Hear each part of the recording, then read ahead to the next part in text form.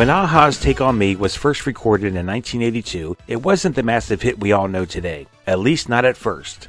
In fact, the song went through multiple versions, including early demos that barely made a ripple. It wasn't until a-ha's bold reinvention of the track in 1985, with new arrangement and groundbreaking music video, that Take On Me became a global sensation we recognize today. With its soaring synths, Morten Harkett's sky-high vocals, and that iconic animated video, Take On Me became a global phenomenon seemingly overnight. But the real story behind it, the struggles, the failures, the artistic risks, reveals just how close this timeless classic came to being forgotten. Let's take a closer listen to a-ha's Take On Me.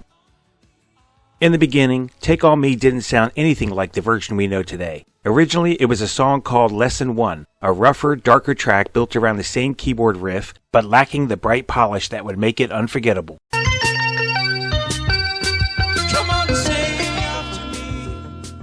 a-ha was still a young band at that time, freshly moved from Norway to London, trying desperately to break through. They reworked the Lesson 1 demo into an early version of Take On Me and released it in 1984.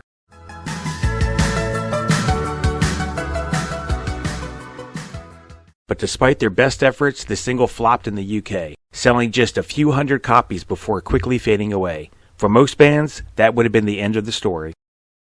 But a-ha wasn't ready to give up. Frustrated but determined, they went back to the studio in early 1985 with producer Alan Tarney. Together, they re-recorded Take On Me from the ground up, layering in shimmering synths, sharpening the tempo, and polishing the track into the vibrant, high-energy pop anthem it was always meant to be.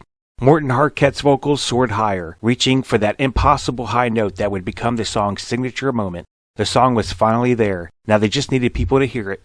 That's where the music video came in, and it changed everything. Warner Brothers was willing to take a risk, investing around $200,000, an unheard-of budget for a young, unproven band. Director Steve Barron and animators Michael Patterson and Candice Reckinger crafted a revolutionary hybrid of live-action and rotoscope-style animation. The result was stunning, a black-and-white comic book world where a young woman is pulled into an animated adventure by a mysterious hero on a motorcycle. It was romantic, thrilling, and completely unlike anything else on television. When MTV aired the video, it exploded.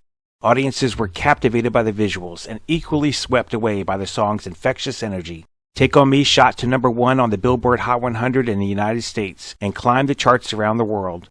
At the 1986 MTV Video Music Awards, the video won 6 trophies, including Best New Artist and Best Concept Video. Practically overnight, a-ha went from unknowns to global stars.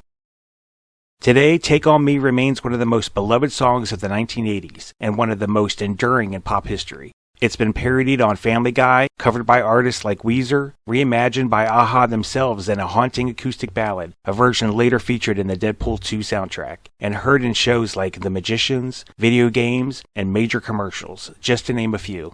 The original video has been viewed more than 2 billion times on YouTube, continuing to mesmerize new generations. Through it all, the song's spirit, hope, love, escape, still resonates as strongly as ever.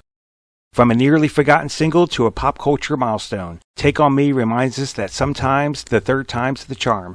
I'd love to hear what memories Take On Me brings back for you and your favorite moment from the music video, so feel free to share it in the comments below. And if you enjoyed this closer listen, be sure to like the video and subscribe to the channel. Thanks so much for watching.